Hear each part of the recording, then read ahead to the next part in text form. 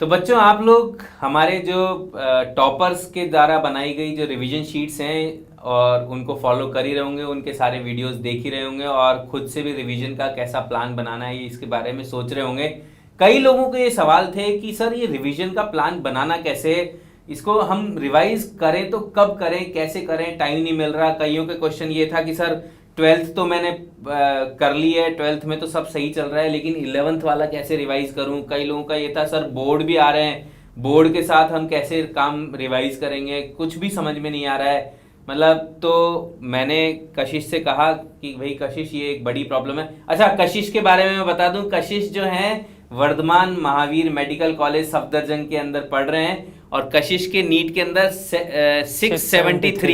673 marks आए थे। हम लोग पहले बात किया करते थे कि भैया 650 प्लस लेके आने हैं, ये हमारा सपना होना चाहिए।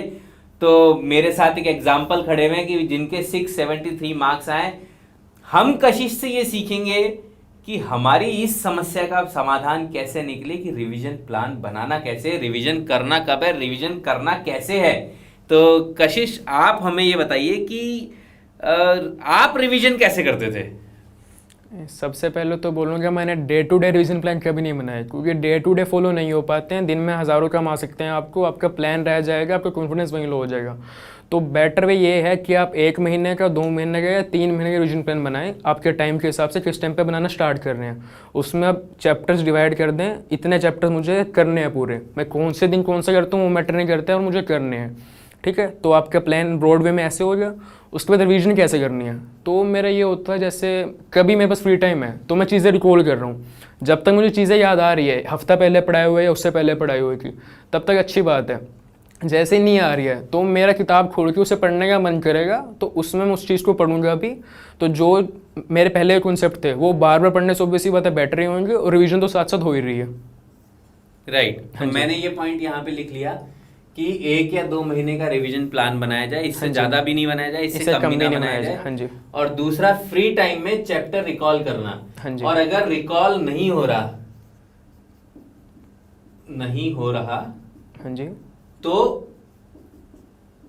उसे पढ़ना बहाना मिल जाता है आपको उससे पढ़ाई करने का। अब आप बड़े अच्छे से समझ लो, अगर आपको रिकॉल हो रहा है तो उस चैप्टर को रिवाइज करने की जरूरत नहीं है। अगर आप एक भी जगह पे अटक रहे हो तो इसका मतलब वहां पे प्रॉब्लम है, आपको प्रॉब्लम है वहां पे। आपकी इस बात से मुझे याद आ गया कशिश, मैं जब तैयारी कर रहा था सन 2001 के अंदर, 2001-2 के अंदर मैंने जब दिया था, तो मैं क्या करता था, मैं जब पढ़ाई करता था वो मान लो मुझे फिजिक्स का रिवीजन करना है, मतलब might be a different way, पता नहीं, कई लोगों के कई तरीके होते थे, मैं भी 2-3 तरीके से करता था। तो मैं क्या करता था, आंखें बंद कर लेता था, आंखें बंद करके देखता था कि यार 11th की फिजिक्स में कौन कौन से चैप्टर्स हैं, और फिर मैं एक एक करके चैप्टर्स के नाम याद करता था। अगर मैं चैप्टर का नाम याद करने में गड़बड़ कर दूं तो इसका मतलब मेरे को चैप्टर के अंदर आता ही नहीं है, आता ही नाम ही नहीं पता फिर आगे कैसे। अगर नाम ही याद नहीं आ रहा कि ये चैप्टर भी मैंने पढ़ा है तो इसका मतलब गड़बड़ है।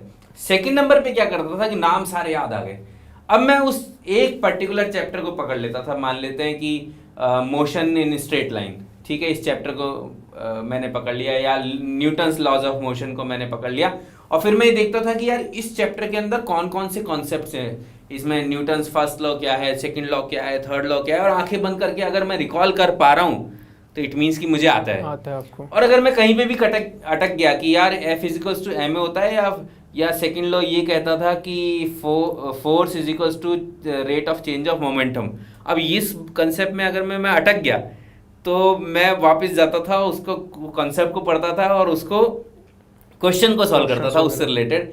तो दैट वाज माय मेथड। और एंड में तो मैंने एक काम और किया था, मतलब मैं जस्ट इंटरप्ट कर रहा हूँ आपको।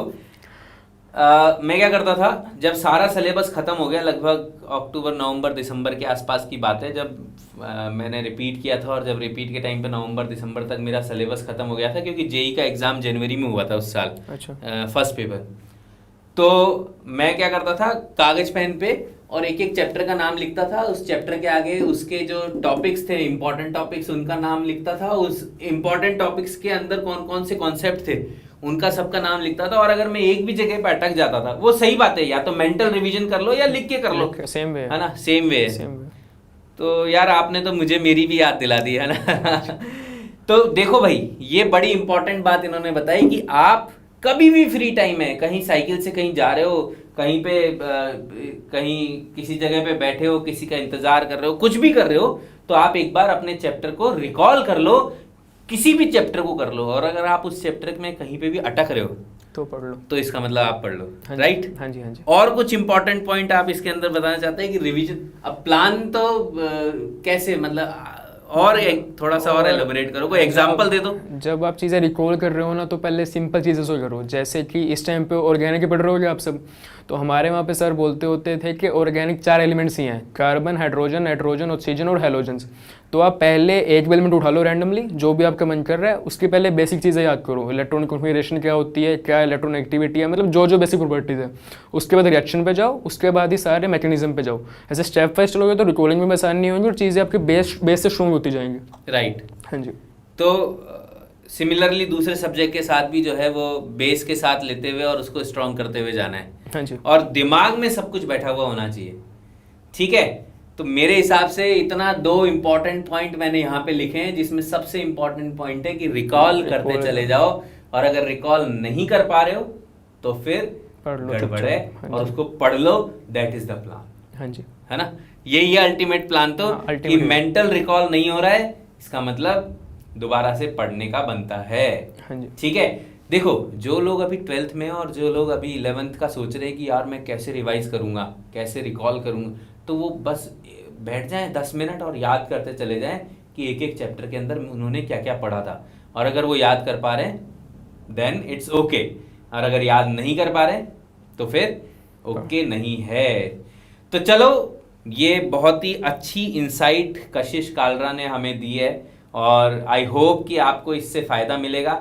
हम ऐसे ही और वीडियोस आपके सामने लाते रहेंगे। बहुत सारा काम हम लोग हम खूब काम कर रहे हैं, खूब मेहनत कर रहे हैं कि हम कैसे आपके स्कोर को इम्प्रूव करें, कैसे आपको उस जगह पे लाके खड़ा करें जहाँ पे 650 है, जहाँ पे सफदरजंग जैसा, मौलाना आज़ाद जैसा मेडिकल कॉलेज है, और अब तो एम्स भी साथ में जुड़ गया है। हाँ, अभी तक कुछ कह नहीं सकते, लेकिन जो खबर है वो तो यही है कि एम्स भी साथ में जुड़ गया है।